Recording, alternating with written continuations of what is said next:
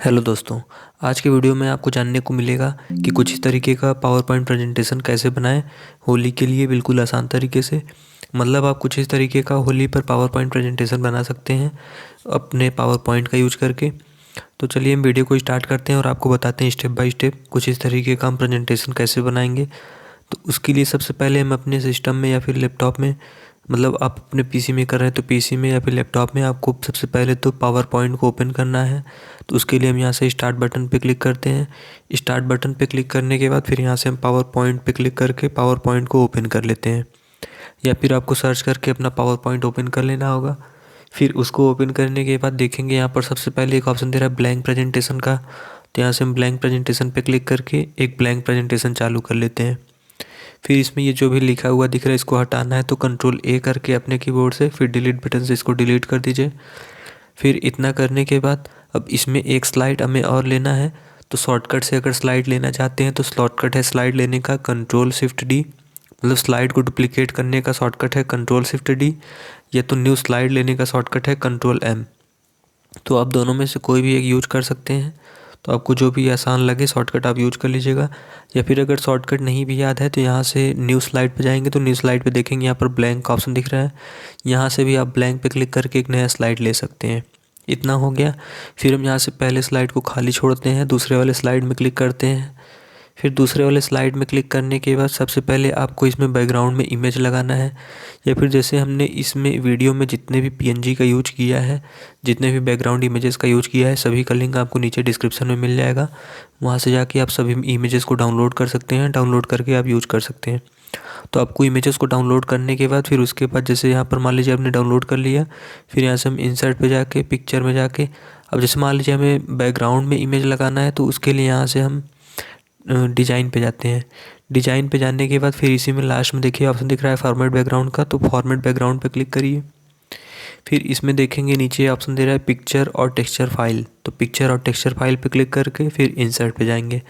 अब इंसर्ट में जाने के बाद यहाँ से देखिए फाइल में सिलेक्ट करने का ऑप्शन दे रहा है, तो फ्रॉम फाइल पे जाके आपको इमेज सेलेक्ट कर लेना है। तो इमेज मान लीजिए हमारा डेस्कटॉप पे है, डेस्कटॉप पे क्लिक करते हैं। फिर यहाँ से हमने होली के नाम से एक फ़ोल्डर बनाया है, तो आपको भी कुछ इस तरीके से होली के नाम के फ़ोल्डर बना के उसी के अंदर रख देना होगा, तो आपको ढूंढने में आसानी रहेगी। फिर मान लीजिए हमें ये इमेज बैकग्राउंड में ऐड करना है, सिलेक्ट करके इंसर्ट कर दिए। कुछ इस तरीके से देख सकते हैं ये इतना इमेज हमारा लग गया बैकग्राउंड में।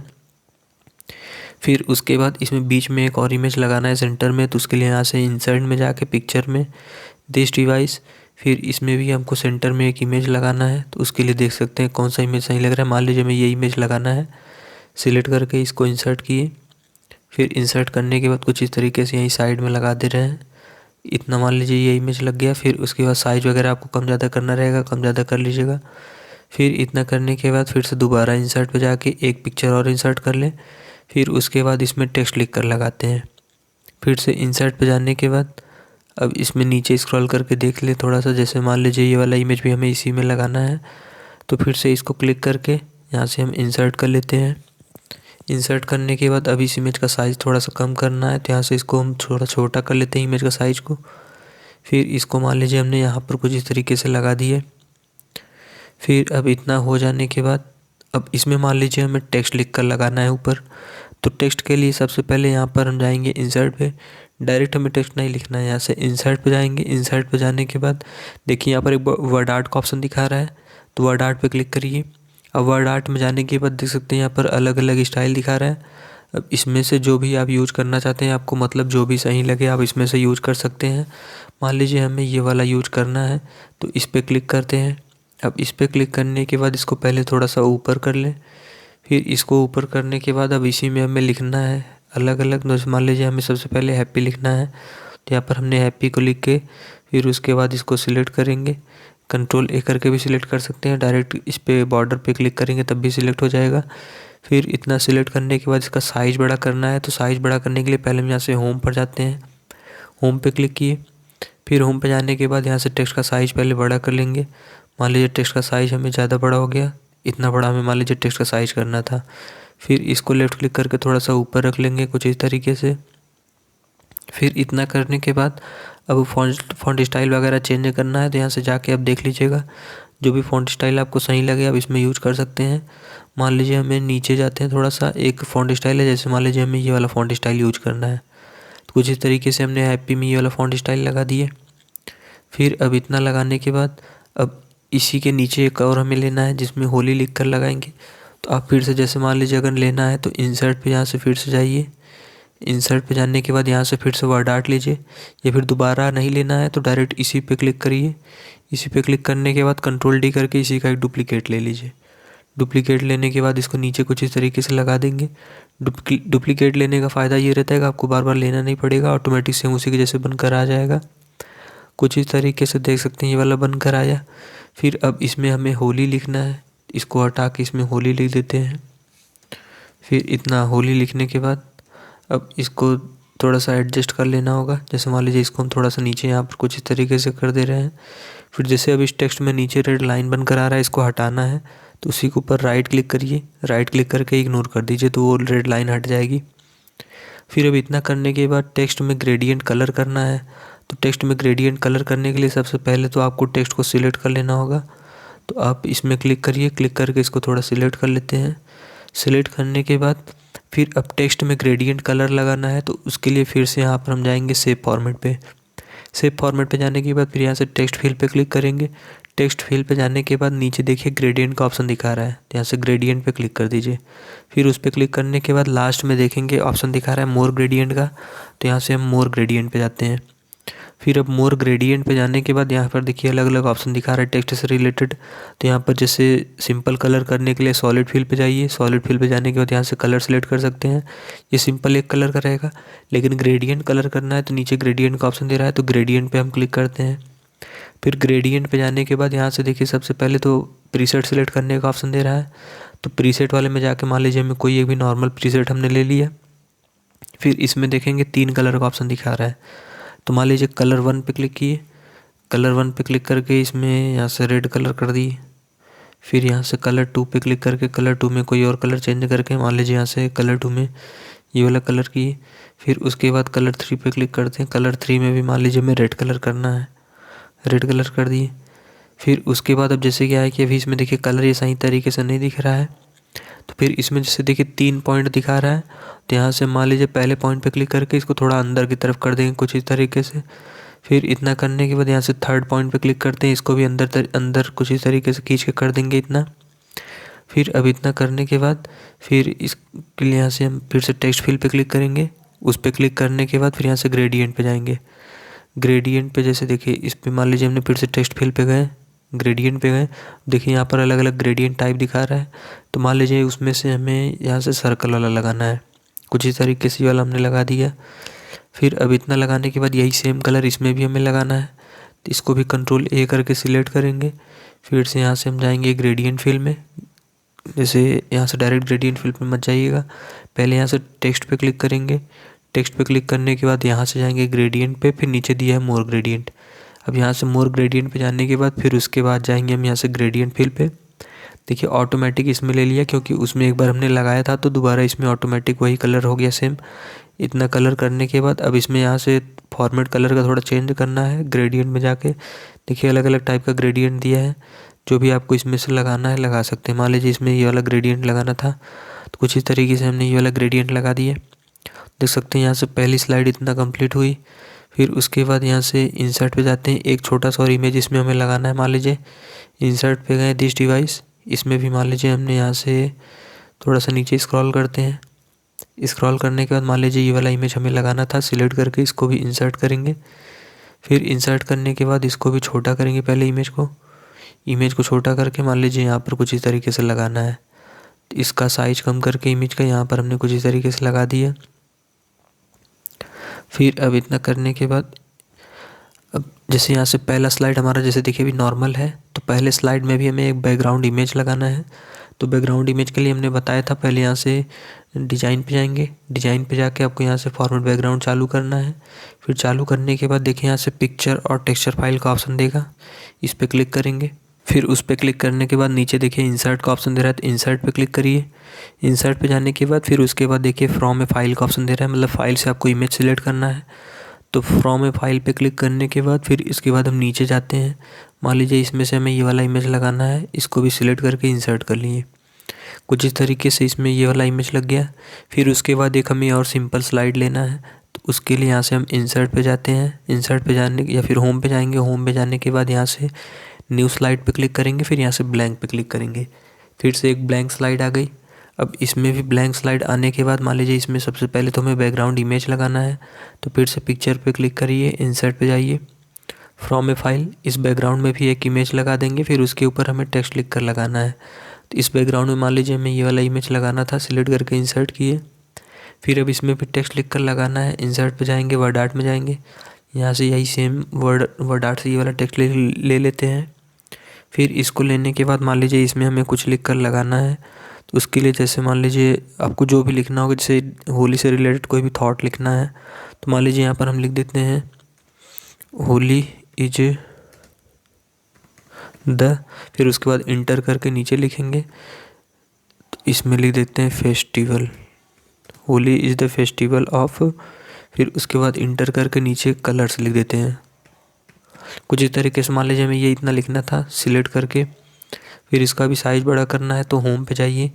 होम पे जाकर टेक्स्ट का साइज़ बड़ा कर लेंगे पहले। इसका साइज़ बड़ा करने के बाद कुछ इस तरीके से यहाँ ऊपर एडजस्ट कर देंगे।